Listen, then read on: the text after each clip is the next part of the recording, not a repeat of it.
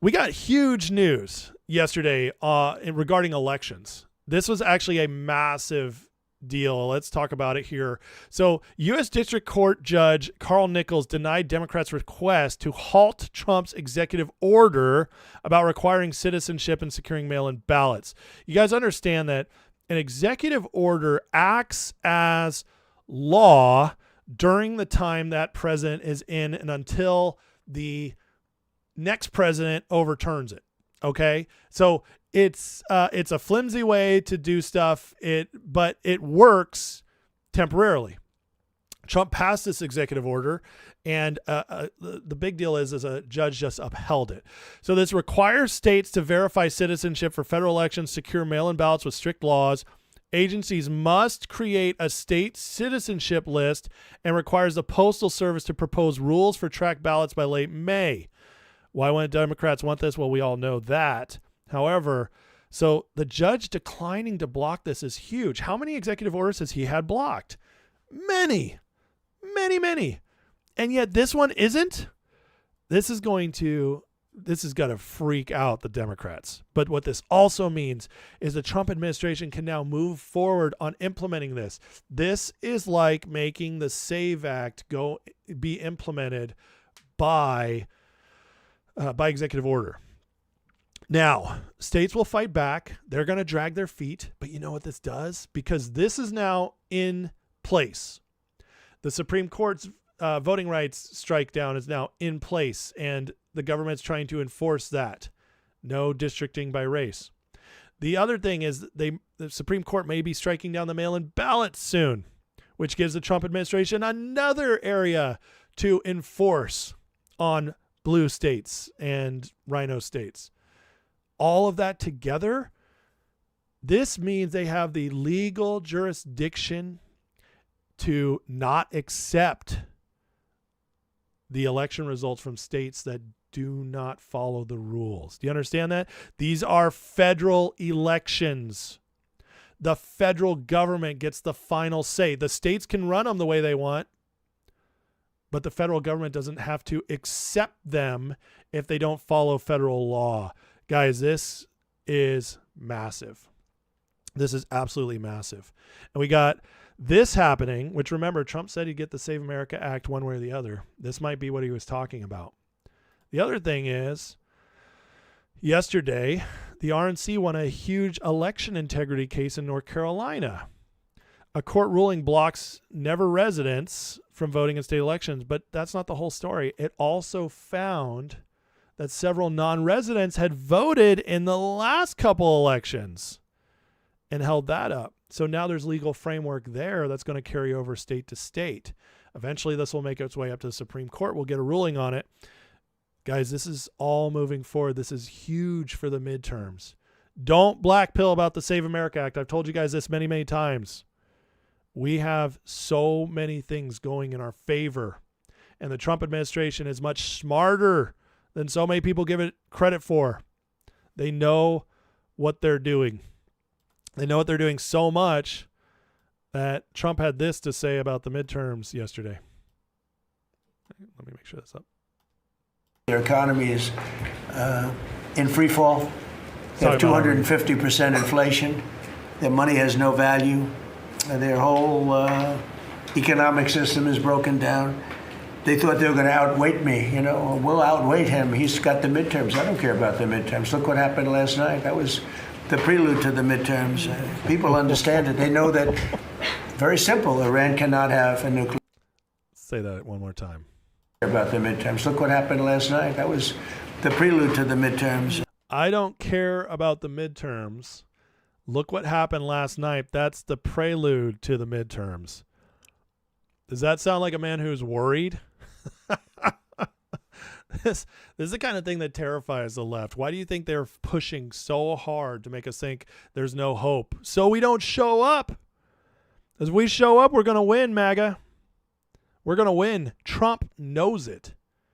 He knows it. I don't care about the midterms. He was talking about Texas last night. That was preliminary, a prelude. In other words, wait and see. This is going to be, I'm going to shock the world. And here's something crazy. A economist YouGov poll, a left-wing poll. YouGov's one of the most left-wing polls, reporting that the people agree with Trump now.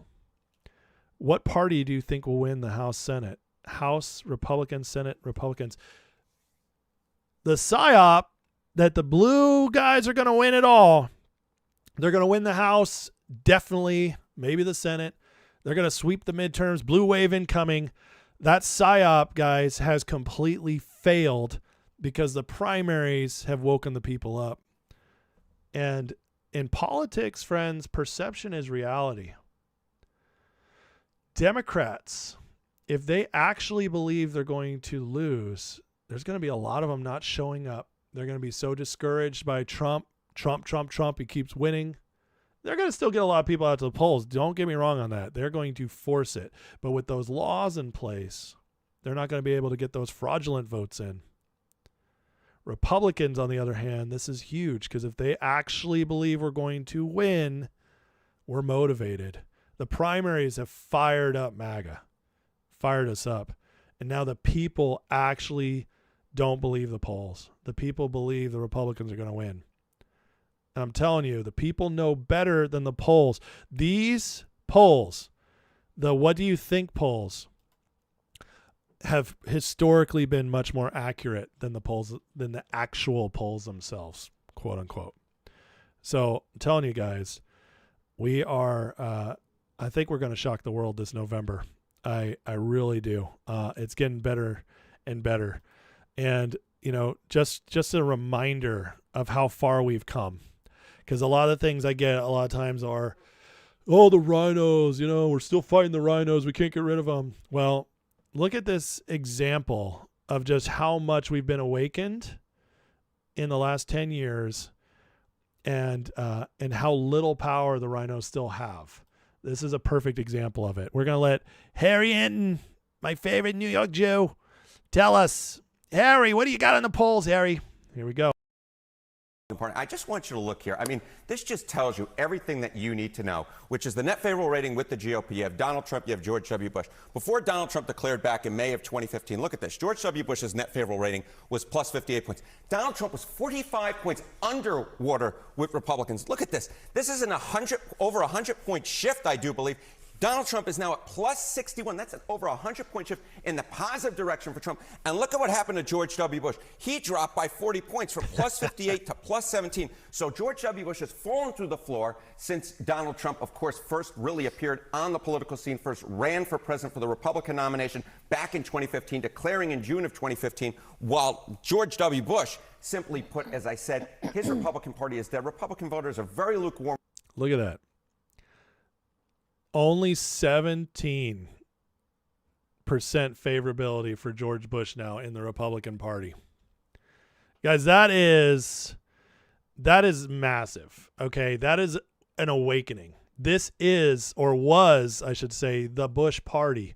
He won 2 terms. He won the popular vote in his second election. The first Bush won overwhelmingly his first term. Lost, obviously, to Clinton because Perot got a lot of votes. But guys, this is massive. And just even in 2015, nearly like it was almost plus 60 with Republicans Bush. This is the Trump effect. Trump has wakened up Republicans. He's never coming back from this. The rhinos are never coming back from this. Ever. It's done.